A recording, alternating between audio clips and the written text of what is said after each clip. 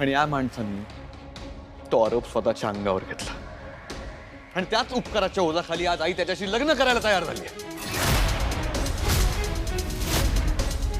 वेदांत, हे सगळं तुला कसं काय माहित? तुला मी केलेल्या उपकाराची जाण आहे हे ऐकून आनंद झाला. मग तुला हेही माहित असेल शारदा ठोंबरे कोण होती, हे तिचा खून कशामुळे झाला. हो माहिती आहे. आधी माहिती नव्हतं, पण आता सगळं सत्य मला माहिती आहे.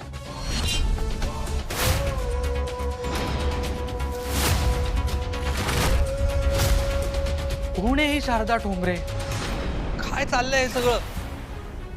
मॅडम, मला वाटतं की आपण हा सोहळा पुढे ढकलावा, कारण अशा वातावरणात आपल्या नव्या आयुष्याची सुरुवात होणं इष्ट नाहीये. मी आता मागे हटणार नाही. रिंग सेरेमनी आजच होईल. या सगळ्यांचा विरोध असता. माझ्या पाठीत खंजीर खुपसणाऱ्या लोकांच्या विरोधाला मी नाही जुमानत. तुम्ही आतापर्यंत तुमची मनमानी करून मला माझी किंमत दाखवून दिलीत ना, मग मी मनमानी करायला लागल्यावर तुम्ही का विरोध करताय? रिंग सेरेमनी आजच होणार आणि त्याच फायनल. जशी तुमची इच्छा.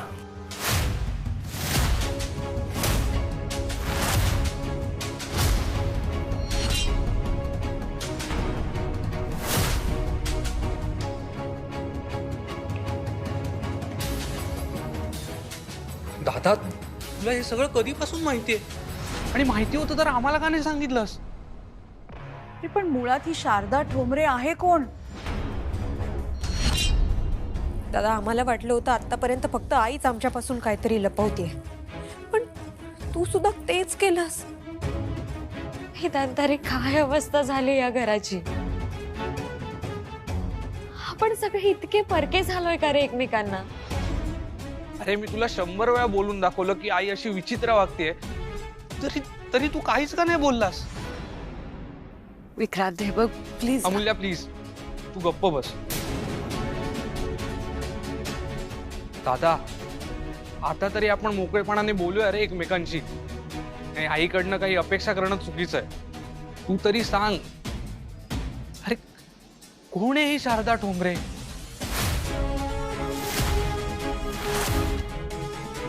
वेदांत, तुमच्या कुठल्याच प्रश्नाचं उत्तर मी आता नाही देऊ शकत. अरे, ही काय पद्धत आहे दादा? आता मी सांगितलं ना, मी तुमच्या कुठल्याच प्रश्नाचं उत्तर आता नाही देऊ शकत. हा विषय इथेच संपला.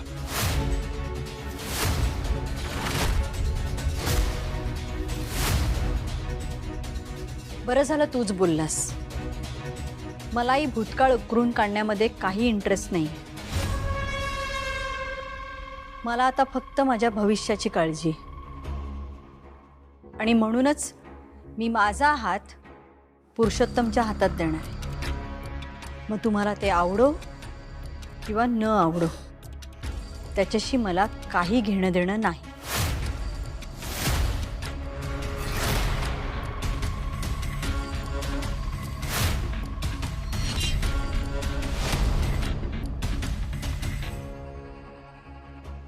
नाही, माझा जीव गेला तरी मी हे करते. वेदांत, दादा, अरे,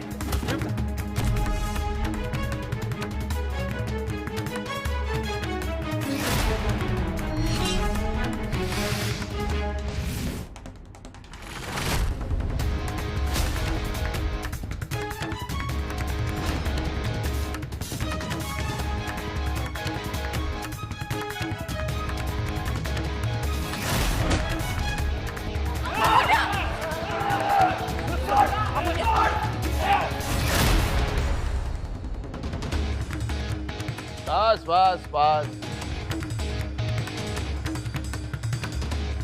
चला मॅडम, आपण आपला सोहळा उरकून घेऊ. आई,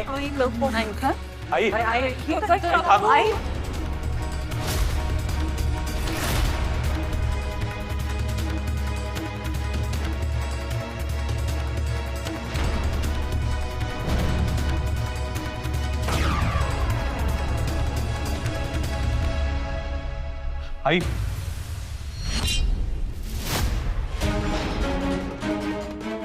आई थांब. आई नाही.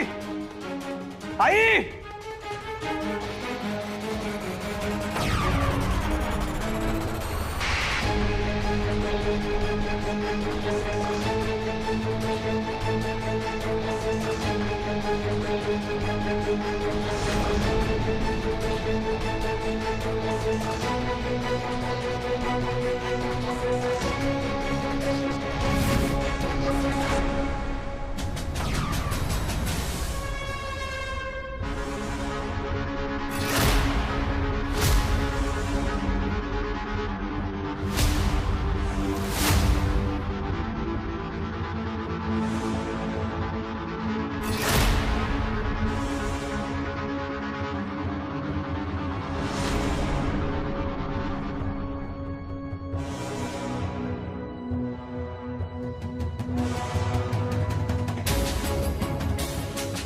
चला खुश. कार्य सुफळ संपूर्ण पार पडलं. आता लग्नाला यायचं हं? म्हणजे आपल्या आईच्या लग्नाला यायचं हा. बस बस बस सोडा त्यांना. मेलेल्या माणसाला अजून काय म्हणायचं. सोडा. विक्रांत विक्रांत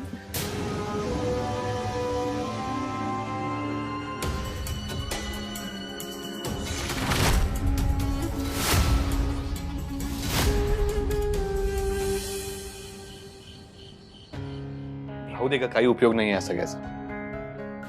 वेदांत, तिच्यावर चिडचिड करून काही होणार आहे? मग काय करू? जाऊन त्या पुरुषोत्तमला जाळून टाकू खाली जाऊन? हाच तुझा आतताईपणा ना प्रत्येक वेळेला नडतो. आता सुद्धा असं वागायची काही गरज होती? त्याच्या अंगावर धावून जायची काही गरज होती का वेदांत? बघितलंस ना काय झालं ते? तुझ्या लक्षात येत नाहीये का?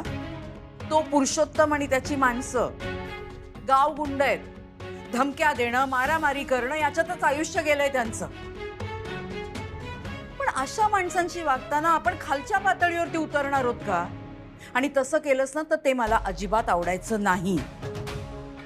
हे आता सगळं एवढ्यावरच निभवलंय ना म्हणून ठीक आहे. नाहीतर जास्तीत जास्त काय झालं असतं? मेलो असतो ना मी, चाललं असतं. वेदांत, वेदांत अरे काय बोलतोयस तू हे? अगं मग काय बोलू मी? वेळ लागायची पाळी आली. आई इतक्या खालच्या पातळीवर जाऊन वागेल असं मला कधीच वाटलं नव्हतं. काय करते ती?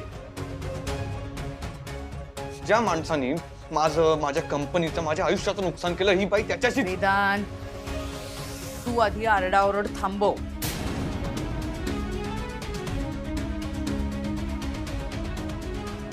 बरं, मी जे मलम लावलं ते प्लीज पुसू नकोस.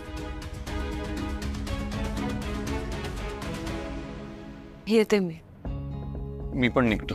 हे तरी थांबून काय करू इथे? नाही नाही दादा, तू नको जाऊस. अरे तू गेलास तर आम्ही कशातूनच मार्ग नाही काढू शकणार. हो दादा, आता तुझी इथे जास्त गरज आहे, त्यामुळे तू कुठेही जायचं नाहीयेस. नाही गाद्य, मी इथे थांबलो तर आई माझ्या समोर येईल आणि मग उगाच परत तमाशे होतील. नकोय मला हे सगळं.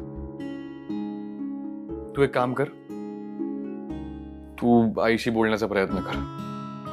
बघ काही प्रकाश पडतोय का तिच्या डोक्यात. कारण विक्रांतचं तर ती ऐकणार नाही. तूच बघ तिच्याशी बोल. वेदांत, मला नाही वाटत या सगळ्याचा काही उपयोग होईल. जी, पण अजून काय आहे आपल्या हातात? आपण एकमेकांच्या डोक्याला डोकी लावून तर बसू शकत नाही. त्यापेक्षा शांतपणे बोलून बघूया आईशी काय कळतंय का. आणि आता आई इतक्या डोक्याला का गेली आहे हे आपल्याला कळायलाच हवं. मी काही कमी प्रयत्न केलेत का जाणून घेण्याचे? पण ती दादच लागू देत नाही. काहीतरी ना नक्की काहीतरी भयंकर घडलंय जे तिला आपल्याला सांगायचं नाही म्हणून ती असं वागते. इतकी वर्ष नूतन बेताल वागली की तिला ताळ्यावर आणण्यासाठी मी काही ना काहीतरी करत आलीये रे. पण नाही बाबा, आता मी थकले, हरले समज. पण हे प्रकरण ना दिसतंय तितकं साधं नाहीये. कुठेतरी ना खोलवर पाणी मुरलंय. वेदांत, मला एक सांग, या सगळ्या प्रकरणाचा त्या शारदा ठोंबरेशी तर काही संबंध नसेल ना? मी पण तेच शोधण्याचा प्रयत्न करतो. आणि आता तर मी जीवाच्या आकांताने शोधेन. म्हणजे माझं जगणं मरण यावर अवलंबून असल्यासारखं शोधेन. आणि नाही त्या पुरुषोत्तमला खडी फोडायला लावलं ना तर नाव नाही सांगणार मी वेदांत वानखेडे. दादा दादा वेदांत अमूल्य, जरा बोल त्याच्याशी. त्याला म्हणू डोकं शांत ठेव आणि पुन्हा हे आज जसं वागला ना तसं वागू नकोस. अगं नाही तर आगीतून फुपाट्यात पडल्यासारखं होईल ग. बोल जरा त्याच्याशी. मी बोलते आजी त्याच्याशी. बरं मी निघते आता. ठीक, ये.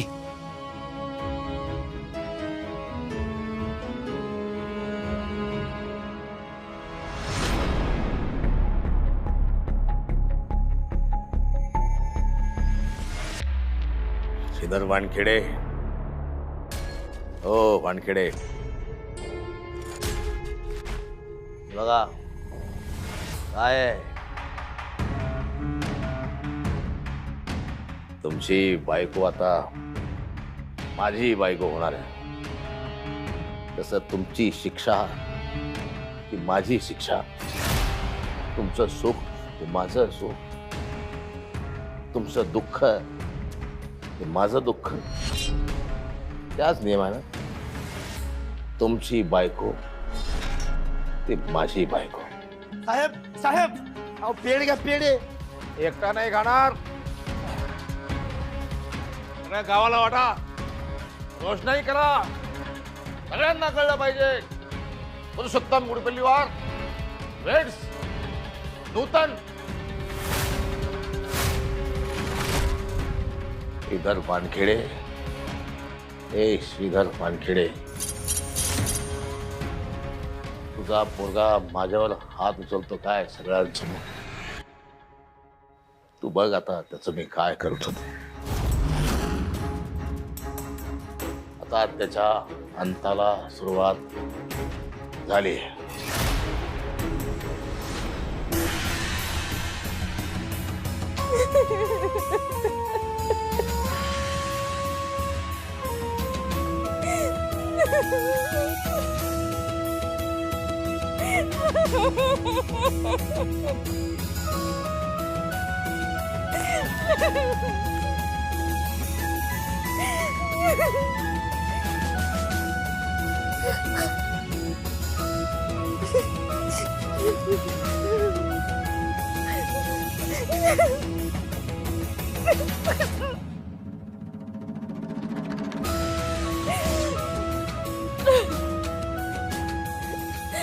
माफ कर वेदांत, मला माफ कर.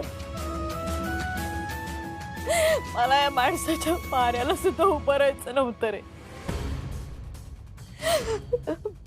पण तुला धडा शिकवण्यासाठी मी हे सगळं केलं. तुझ्यामुळे मी सगळं केलं.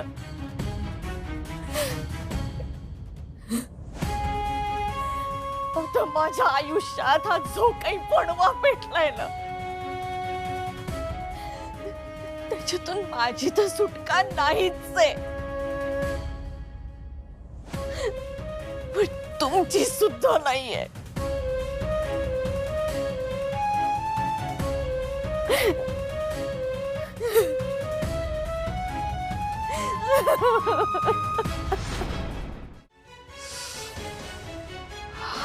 हात उगारायला नको होतास. बरोबर आहे तुझं. चुकलं माझं.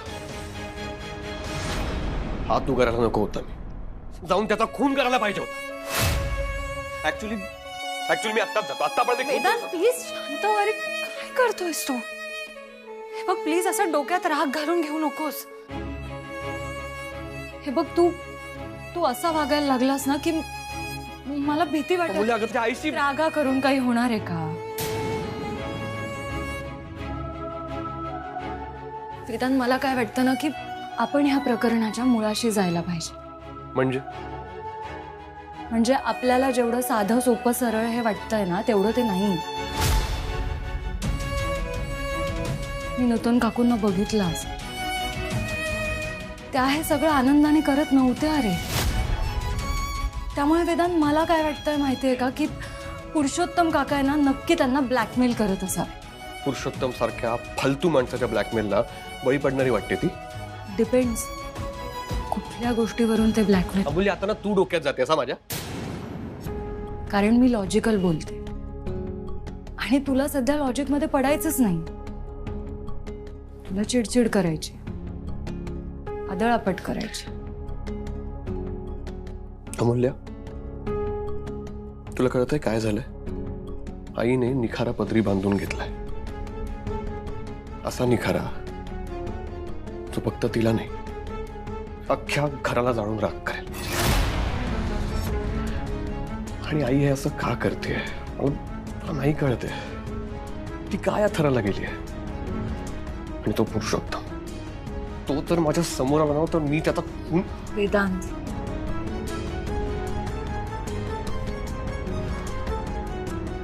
हे बघ, आत्ता तू डिस्कशनच्या झोन मध्ये नाहीयेस. तू आधी शांत हो, मग बोलूयात आपण यावर.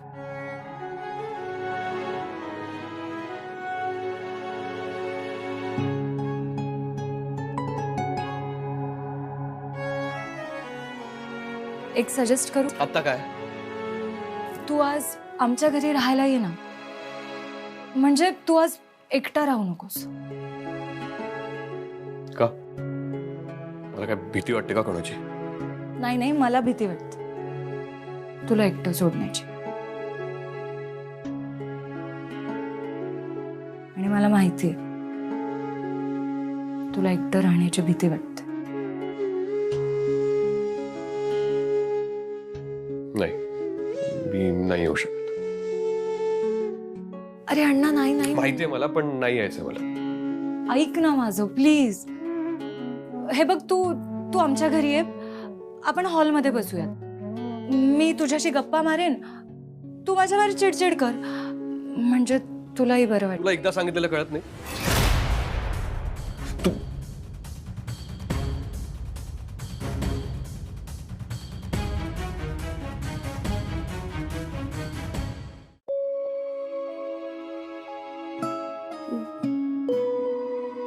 दारू पिणारेस?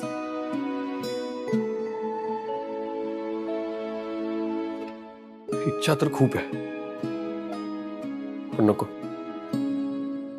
कारण काय आहे ना, जर मी दारू प्यायलो ना, मग त्याच्या घरी जाऊन मी त्याचं काय करीन ना ते मला.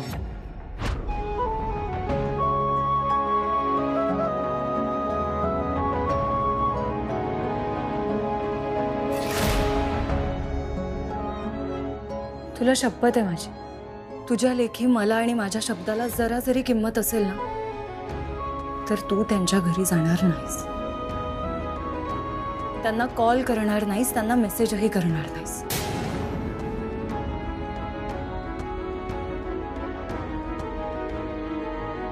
नाही करणार. असं नाही, तू मला प्रॉमिस कर. तू म्हण की कितीही राग आला ना तरी तू वेडं वाकडं पाऊल उचलणार नाहीस. किती राग आला तरी मी वेडं वाकडं पाऊल उचलणार नाही. I promise.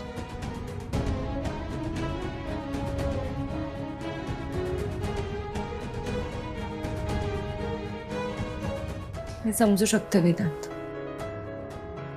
ह्या अशा परिस्थितीत तुझ्यासाठी शांत राहणं किती कठीण. पण हे बघ, मी हे सगळं तुझ्या काळजीपोटी सांगते. माहितीये मला. बरं चल, मी निघते आता. पोचलं की मेसेज करेन.